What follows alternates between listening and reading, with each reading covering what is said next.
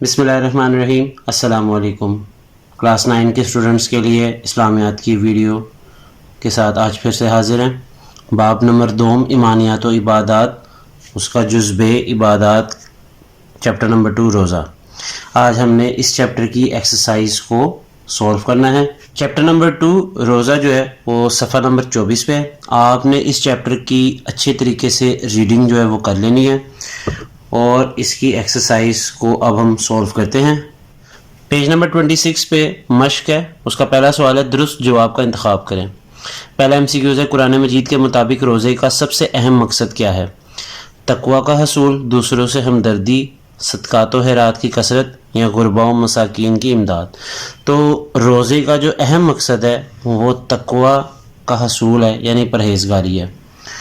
دوسرا MCQز ہے، وہ روزہ اللہ تعالیٰ کی بارگاہ میں مقبول نہیں جس میں جھوٹ اور فحش گوئی شامل ہو، جس میں سحری نہ کی جائے، جس میں صدقہ و خیرات نہ کیا جائے، جس میں پیٹ بھر کر کھانا نہ کھایا جائے۔ تو اس کا بھی جز الف جو ہے اس کا جواب ہے، جس میں جھوٹ اور فحش گوئی شامل ہو وہ روزہ اللہ تعالیٰ کی بارگاہ میں قبول نہیں ہوگا۔ تیسرا MCQز ہے، رمضان المبارک میں بھوکا پیاسا رہنے سے انسان کے اندر جذبات پیدا ہوتے ہیں، تو اس کا جواب ہے ہمدردی۔ چوتھا MCQز ہے، مقررہ وقت پر سحر و افطار کرنے سے انسان میں صفت پیدا ہوتی ہے نظم و ضبط کی، یعنی اس میں جو پابندی وقت ہے وہ اس کی صفت جو ہے وہ پیدا ہو جاتی ہے۔ پانچواں MCQز ہے، رمضان المبارک میں بھوکا پیاسا رہنے سے انسان کو دوسروں کے بارے میں احساس ہوتا ہے بھوک پیاس کا، اس کا بھی جز الف جواب ہے۔ کوشچن نمبر 2 ہے، مختصر جواب دیں۔ اس کا پہلا سوال ہے سوم کا معنی و مفہوم تحریر کریں۔ اس کے لیے آپ نے پیج نمبر 24 پہ آ جانا ہے اور پہلی لائن ہے چیپٹر کی سٹارٹ، یہاں پہ لکھا ہوا ہے روزے کے لیے قرآن و حدیث میں لفظ سوم یا سیام استعمال ہوا ہے جس کے لغوی معنی رک جانے یا بچ جانے کے ہیں۔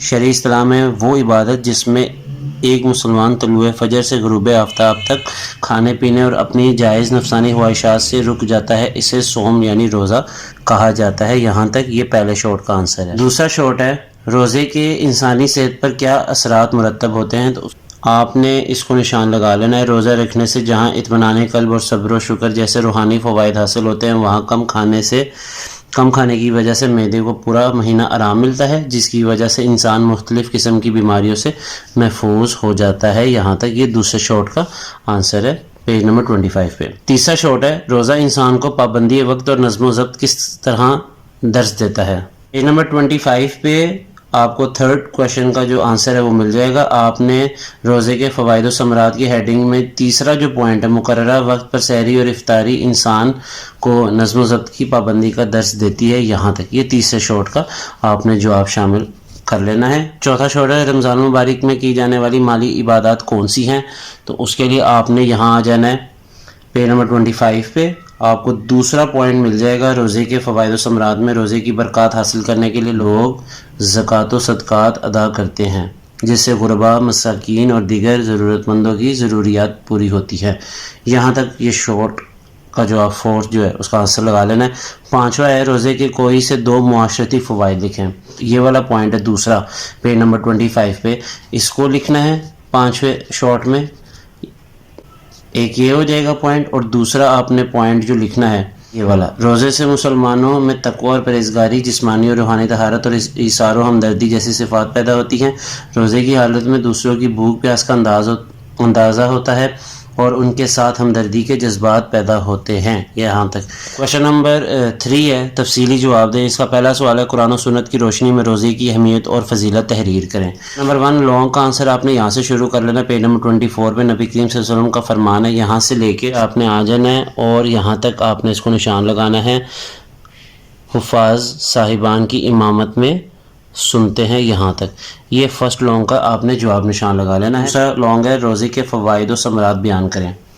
پیج نمبر 25 پہ ہیڈنگ آپ کے سامنے ہی بنی ہوئی ہے، روزے کے فوائد و ثمرات۔ یہ دوسرے لانگ کو آپ نے یہاں سے لے کر جہاں پہ یہ سٹارز ختم ہو رہے ہیں یہاں تک آپ نے اس کو نشان لگا لینا ہے۔ کوشچن نمبر 1 میں میری طرف سے آپ کو یہ روزے کی ڈیفینیشن کو بھی شامل کر لیں۔ اس کے علاوہ آپ نے لانگ کوشچن نمبر 1 میں اس آیت کا ترجمہ جو ہے وہ بھی لکھنا لازمی۔ تو لانگ کوشچن نمبر 1 میں آپ نے روزے کی ڈیفینیشن، پھر اس کے بعد ارشاد باری تعالیٰ سے لے کے یہاں تک، اور پھر نبی کریم صلی اللہ علیہ وسلم کا فرمانا یہاں سے لے کر آپ نے اگلے پیج پہ امامت میں سنتے ہیں یہاں تک اس کا نشان لگا لینا ہے۔ اسی کے ساتھ چیپٹر نمبر 2 روزہ جو ہے وہ اختتام کو پہنچتا ہے۔ مجھے دیجیے اجازت، اللہ حافظ۔